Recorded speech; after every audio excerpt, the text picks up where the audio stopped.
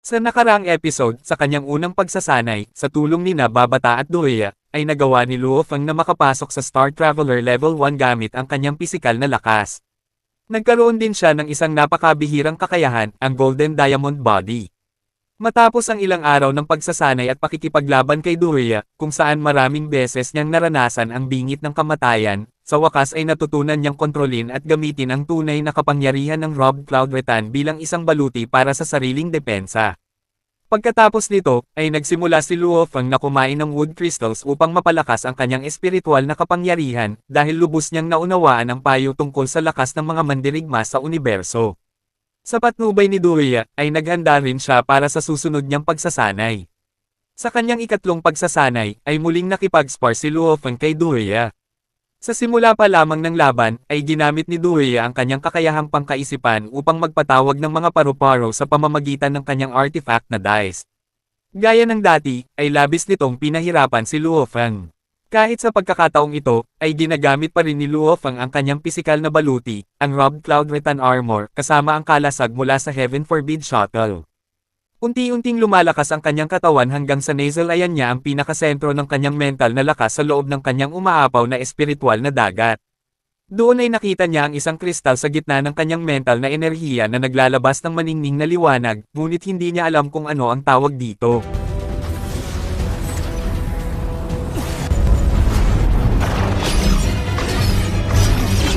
Lumipas ang isang taon, at ngayon ay taong 2006 na.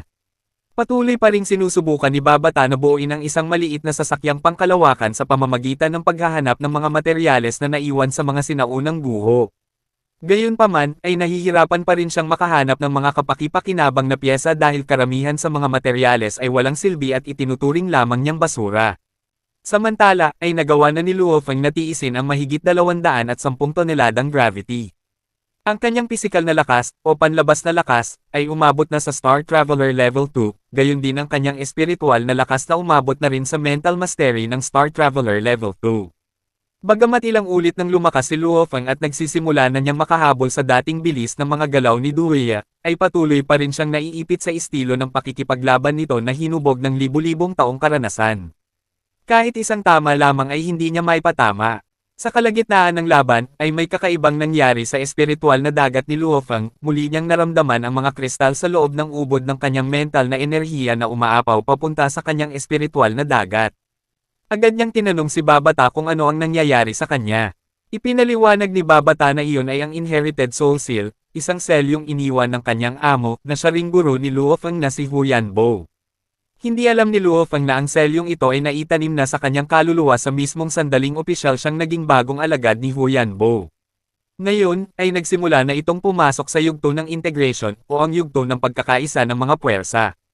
Sa prosesong ito, ay matinding sakit ang naranasan ni Luo Feng. Ngunit bigla na lamang may nangyari. Si Doya, na matagal ng isang nilalang na may artificial na programang nilikha ni Babata, ay lihim na sinasabotahe ang sistema ni Babata upang tuluyan niyang makalaya sa kontrol nito. Si Doya, na kanina pa pinipigilan ang mga galaw ni Luo Feng gamit ang kanyang mental na kapangyarihan, ay nagsagawa ngayon ng isang mapanganib na hakbang. Bagamat napagtanto ni Babata ang ginagawa ni Doya at sinubukan niyang mabawi ang kontrol, huli na ang lahat. Ang tunay na layunin ni Doya ay ang agawin ang katawan ni Luo Feng gamit ang isang lihim na teknik na maraming beses na niyang ginamit sa kanyang mga naging target noon. Pagkatapos nito, ay ginamit ni Doya ang isang pamamaraan kung saan nagpasok siya ng suction energy sa espiritual na karagatan ni Luo Feng. Dahil dito, ay nabuo ang isang black hole na unti-unting humihigop sa kaluluwa at espiritual na kapangyarihan ni Luo Feng. Nang makita ito ni Babata, ay hindi niya hinayaang magpatuloy si Doya. Kahit hindi na niya ganap na makontrol ang sistema, ay patuloy pa rin niyang sinubukang pigilan ang plano ni Doya. At dahil hindi na niya mabawi ang kontrol sa virtual world system na lubusan ng nasakop ni Doya, ay wala na siyang nagawa kundi pakiusapan si Doya na itigil ang kanyang ginagawa. Sinabi rin ni Babata na hindi ito magtatagumpay dahil si Doya ay isa lamang virtual body na walang tunay na kaluluwa at isa lamang kopya ng alaala na inilagay sa isang artificial na katawan. Ngunit nanatiling determinado si Doya na sipsipin ang espiritual at mental na enerhiya ni Luo Feng. Sa ilalim ng epekto ng teknik na iyon, ay hindi pa rin makagalaw si Luo Feng dahil nakagapos siya ng mental na kapangyarihan ni Duya.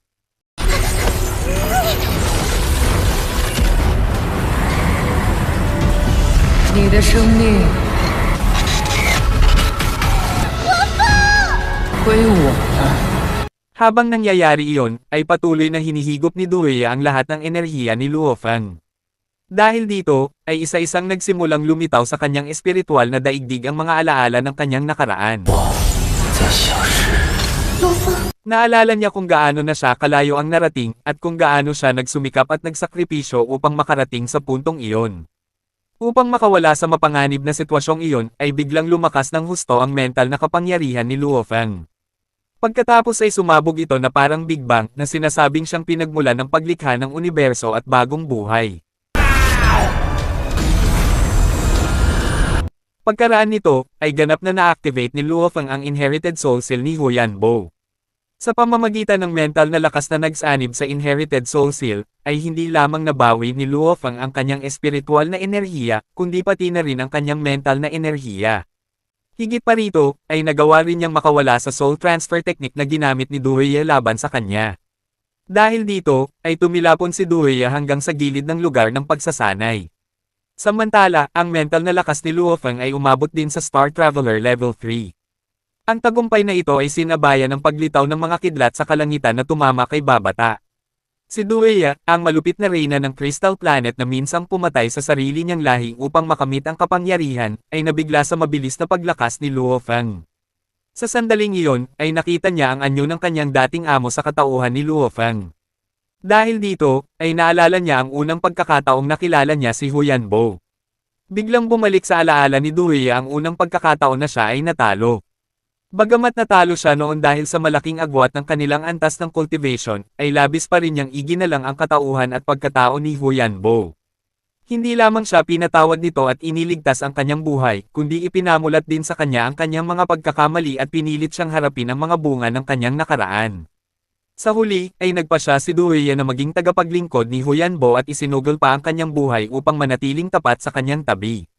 Dahil konektado pa rin ang kaluluwa ni Duya sa kaluluwa ni Luo Feng sa loob ng kanyang espiritual na daigdig, ay hindi sinasadyang nakita ni Luo Feng ang isang hexagram formation. Sa bawat bahagi nito ay naroon ang mga tagapaglingkod ni Huyanbo. Ipinaliwanag ni Duya na minsan nilang sinubukang gamitin ang kanilang mental na enerhiya upang buhayin muli si Huyanbo matapos itong mamatay sa huling digmaan. Ngunit sa huli, ay nauwi lamang iyon sa wala. Maging ang kanyang mga tagapaglingkod, na pawang nasa immortal level, ay isa-isang namatay rin, unti-unti nilang sinundan ang kanilang amo sa kabilang buhay. Noong panahong iyon, ay inakala ni Duya na pagod na siyang maging isang immortal. Ngunit sa kabilang banda, ay natatakot din siyang maranasan ang kamatayan. Sumagot si Luo Feng na ang lakas at kamatayan ay likas na bahagi ng buhay, ngunit iginiit ni Duya na lubos na mali ang pananaw na iyon.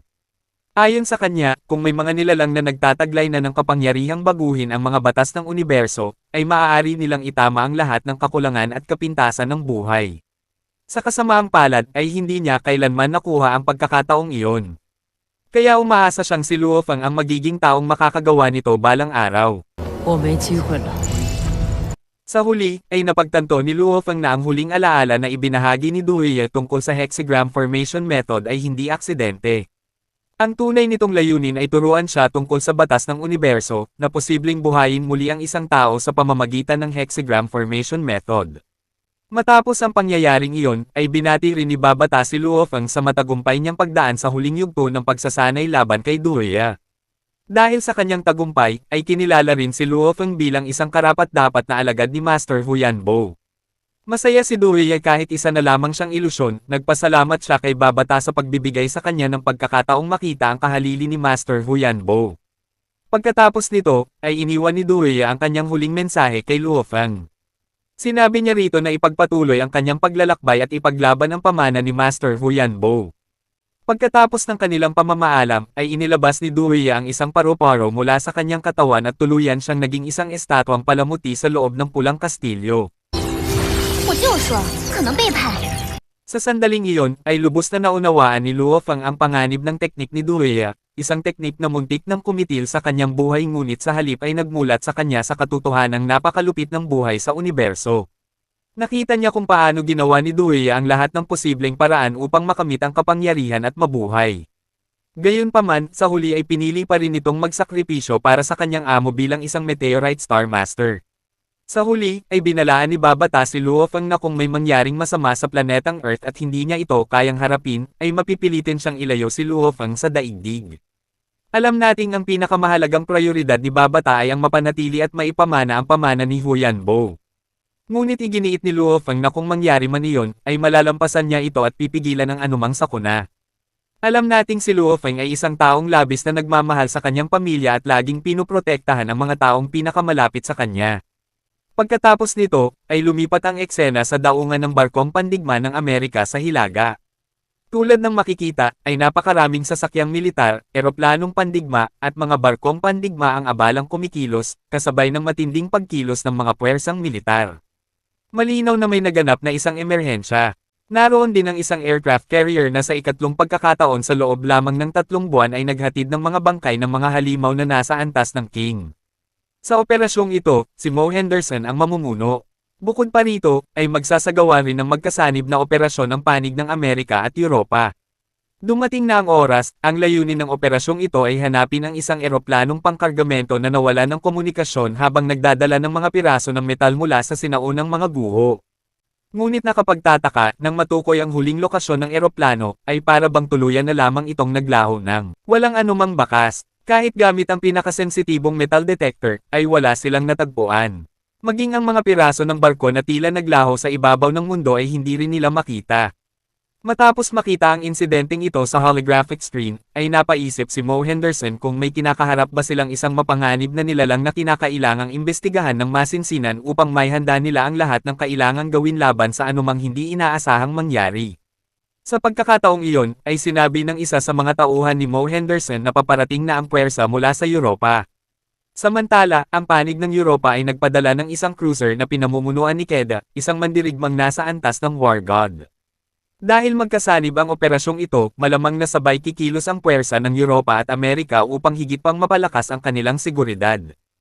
Habang normal pa ang sitwasyon sa daungan, ay nagsimula ang paghahanda para sa pinagsamang operasyon. Ngunit biglang may mga kakaibang pangyayari sa kalikasan. Nagliparan ng mabilis ang mga ibon, tila nag-uunahang tumakas na para bang may isang nakakatakot na halimaw na humahabol sa kanila. Ang dating maliwanag na kalangitan ay naging madilim at nakakatakot, at nagsimulang umalangaw-ngaw ang mga dagendong ng mga halimaw. Dahil dito, ay isa-isang nagmadaling maging alerto ang mga sundalong militar.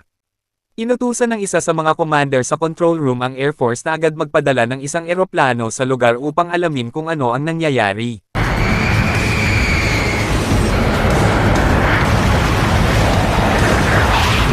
Habang nagsasagawa ng pagsisiyasat ang eroplano, ay nakita ng isa sa mga piloto ang anino ng isang halimaw sa ilalim ng dagat. Gayunpaman, ay nabigo siyang i-lock ito bilang target. Sa halip, ay napansin niyang mabilis na papalapit ang halimaw at diretsyong tumutungo sa daungan ng militar ng Amerika. Sa kabilang panig, ay agad na inutusan ni Mo Henderson ang kanyang mga tauhan na pumasok sa combat mode at salakayin ang halimaw gamit ang mabibigat na sandatang pagmamay-ari ng militar ng Amerika. Samantala, ang commander sa control room ay halatang nababalisa at labis na nag-aalala dahil isang halimaw na nasa antas ng Emperor ang nasa kanilang harapan. Ayon sa kanya, ang mga energy wave na kanilang natutukoy ay patuloy na lumalakas at papalapit, hanggang sa lumampas na sa limitasyon ng kayang basahin ng kanilang detection system. Upang matukoy ang eksaktong lokasyon ng halimaw, ay nagpadala pa ang daungan ng base militar ng Amerika ng karagdagang mga fighter aircraft upang muli itong salakayin.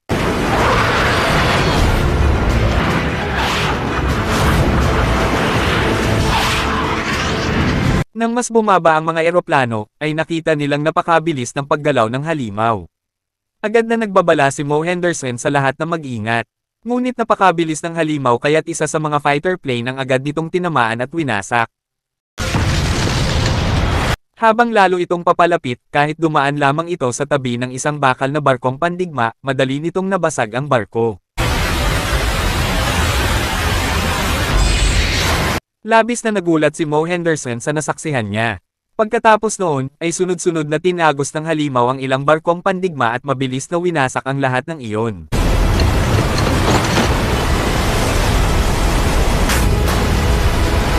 Hindi nagtagal, ay lalo pa itong lumapit.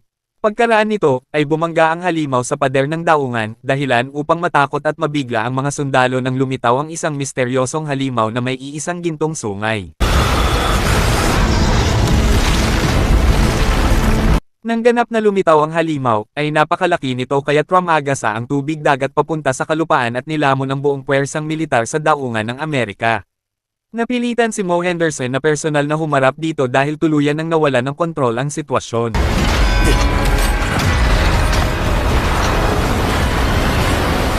Nang mapalapit siya sa halimaw, namangha siya sa napakalakas na enerhiyang ibinubugan nito. Nang masilayan ni Mo Henderson ang mga mata ng halimaw, ay napanginig siya sa matinding takot na kanyang naramdaman. Sa hudyat ng pagsisimula ng labanan, ay nagpakawala ang halimaw ng isang napakalakas at napakadominanteng dagandong. Samantala, ang pwersa ng Europa ay papalapit na sa daungan ng militar ng Estados Unidos. Mula sa malayo, ay nagulat si Kede nang makita ang misteryosong halimaw na nasa kanyang harapan. Lumipat ang eksena sa lungsod ng Jiangnan Base, kung saan naninirahan si Luo Feng. Mula nang magsimula ang taong 2006 ay may karagdagang 81 mandirigma sa buong mundo ang umabot sa antas ng War God. Ito rin ang taon kung kailan pinalakas ng lahat ng bansa ang kanilang mga hukbo, at isa-isang nagsimulang lumaban pabalik laban sa mga halimaw na nagdulot ng matinding kaguluhan sa buong mundo. Matapos malampasan ni Luo Feng at ng kanyang kasintahang si Xu Jin ang pagsubok sa pagitan ng buhay at kamatayan, na muntik nang maghiwalay sa dalawang nagmamahalan, ay dumating ang isang masayang balita mula sa ating pangunahing karakter. Si Luo Feng ay ganap ng nasa hustong gulang at sa wakas ay pinakasalan na si Xu Jin bilang kanyang asawa. Sa eksenang ito, ay opisyal na nilang ipinarehistro ang kanilang kasal at agad na isinagawa ang seremonya. Matapos gugulin ang buong araw kasama si Xu Jin, ay napagod si Luo Feng at agad na nahiga upang magpahinga. Samantala, ay kinuha na ni Xu Jin ng larawan ang sandaling iyon at iningatan ang lahat ng alaala ng mga panahong magkasama sila. Kalaunan, ay binigyan ni Luo Feng si Xu Jin ng isang alahas bilang regalo. Isa itong kwintas na natagpuan niya sa isang sinaunang sibilisasyon, hiniling din niya na sana ay palagi nitong maprotektahan si Xu Jin. Bahagyang nagulat si Xu Jin dahil hindi niya madalas makita si Luo Feng na ganoon karomantiko. Si Babata, na nasaksihan ang lahat ng ito, ay inisip na ang pag-aasawa ang paraan ng mga tao sa daigdig upang magparami. Gayunpaman, ay medyo kakaiba ang tingin niya rito. Para sa kanya, ang kasal ay paraan lamang ng mga tao sa mundo upang magkaroon ng mga anak, ngunit nalilito siya kung bakit kailangan pang manampa ang lalaki at magbigay ng mga regalo sa babae. Agad namang sumagot si Luo Feng at sinabing hindi niya pinakasalan si Xu Jin dahil lamang sa mga prosesong binanggit ni Babata. Samantala, ang lahat ng organisasyon at mga bansa sa buong mundo ay nakalikom na ng napakaraming wood crystals. Kasabay nito, ay mabilis ding dumami ang bilang ng mga mandirigma sa daigdig na umabot sa antas ng Star Traveler. Hindi lamang iyon, sapat na rin ang bilang ng mga mandirigma ng bawat bansa upang mapigilan ang mga halimaw. Dahil dito, pagsapit ng simula ng taong 2006 ay naging mas mapayapa ang mundo kumpara sa mga nakaraang taon. Tungkol naman sa tunay na dahilan kung bakit niya pinakasalan si Xu Jin, ay sinabi ni Luo Feng na iyon ay dahil lubos siyang panatag at komportable kapag kasama niya ito. Habang malapit ng maghalikan ang dalawa, biglang nakatanggap si Luo Feng ng tawag mula kay Inspector Jia. Ang dahilan ng pagtawag nito ay dahil magkakaroon ng isang napakahalagang pagpupulong sa War God Palace.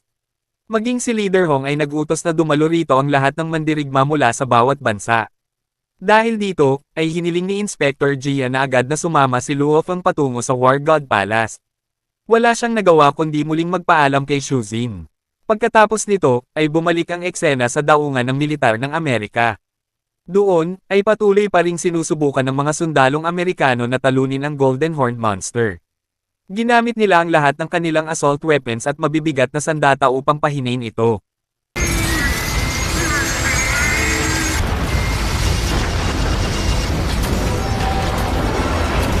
Ngunit sa kasamaang palad, gaano man sila katinding umatake, ay wala itong naging epekto sa halimaw, madali nitong winasak ang ilang hukbo ng mga barkong pandigma.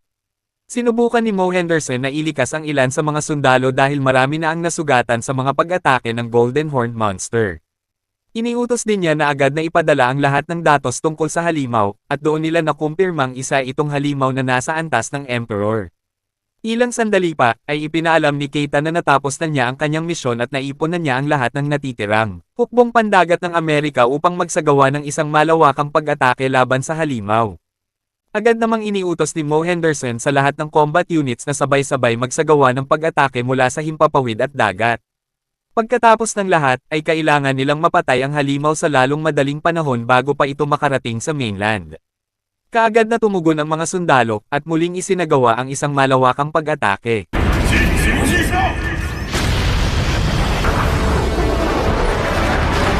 Ngunit dahil napakabilis gumalaw ng halimaw, ay nahirapan ang mga sundalo na maitutok ng maayos ang kanilang mga sandata rito.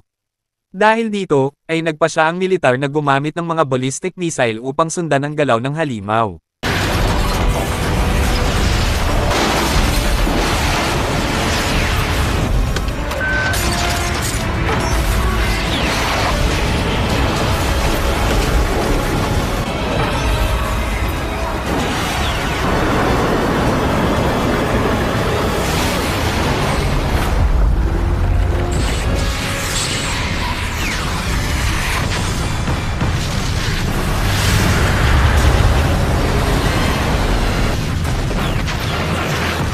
Sa simula, ay tila nabalisa ang Golden Horned Monster.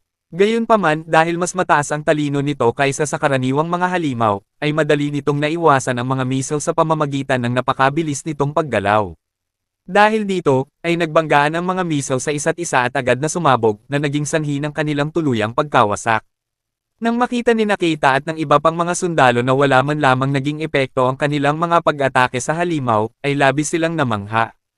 Hindi sila makapaniwala kung paano nagawang makaiwas ng halimaw sa lahat ng kanilang pag-atake sa loob lamang ng isang kisap mata. Nang makita ni Mo Henderson na napakadelikado ng halimaw na ito, ay inutusan niya ang kanyang mga tauhan na bilasan pa ang kanilang pagkilos. Ngunit habang hinahabol nila ang Golden Horned Monster, ay bigla na lamang itong nawala sa radar. Siyempre, labis nitong nilito ang lahat dahil wala silang ideya kung saan ito nagpunta. Maya-maya, saka lamang nila natuklasan na ang halimaw ay nasa itaas mismo nila.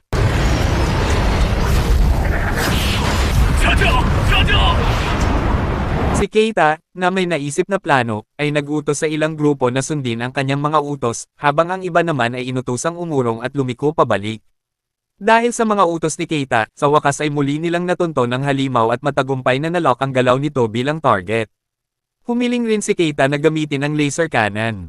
Alam na alam ni Mo Henderson na napakabilis kumilos ng halimaw na ito, ngunit naniniwala siyang kayang tamaan ito ng mga laser cannon na nakakabit sa mga fighter plane.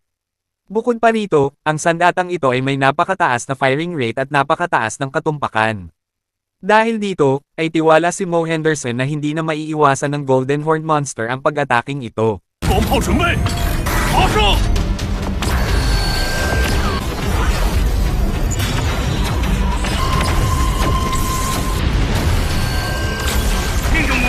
Sa wakas, ay tumama sa halimaw ang laser cannon na kanilang pinaputok.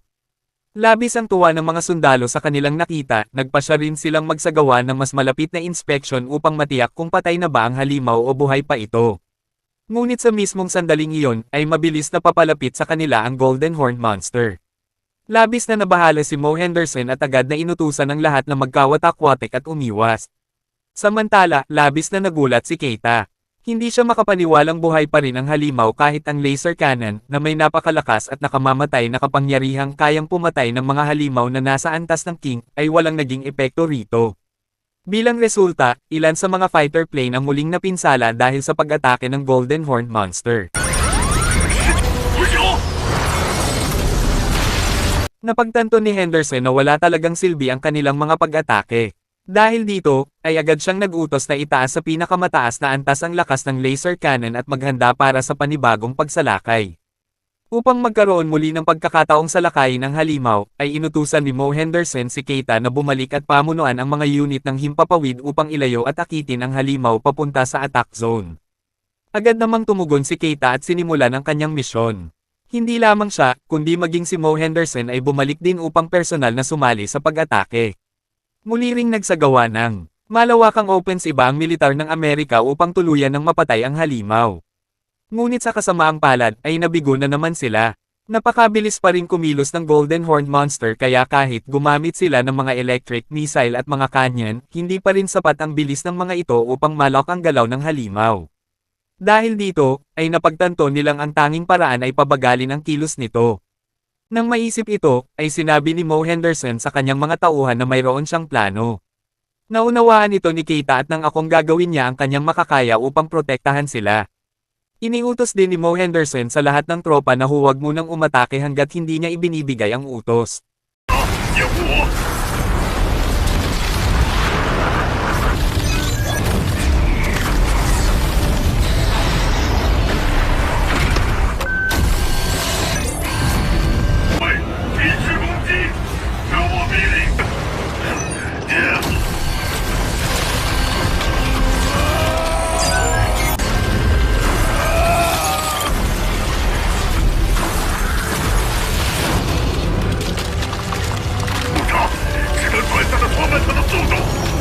Pagkatapos nito, ay matagumpay niyang napigilan ang Golden Horned Monster gamit ang kapangyarihan ng yelo at pansamantalan niya itong nagyelo. Gayunpaman, ay sandali lamang tumagal ang epekto nito. Ito na ang huli nilang pagkakataon upang salakayin ang halimaw. Kaagad na pinakawala ng militar ang lahat ng kanilang pinakamalalakas na pag-atake laban dito.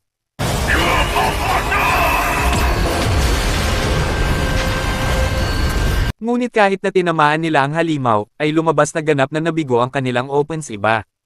Ni hindi man lamang nasugatan ang Golden Horned Monster, lalo na ang mapatay ito. Nang makita ito, ay tuluyang nalitaw si Mo Henderson.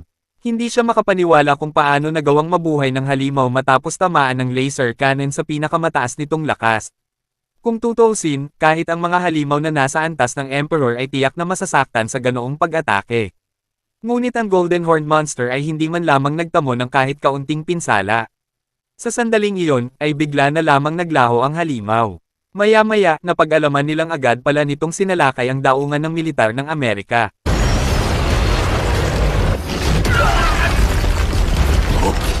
Sa pagkakataong ito, kahit nagsanib puwersa na ang militar ng Amerika at Europa upang lumaban, ay wala pa rin silang nagawa dahil mas malakas ang kapangyarihan ng halimaw kaysa sa pinagsama nilang lakas.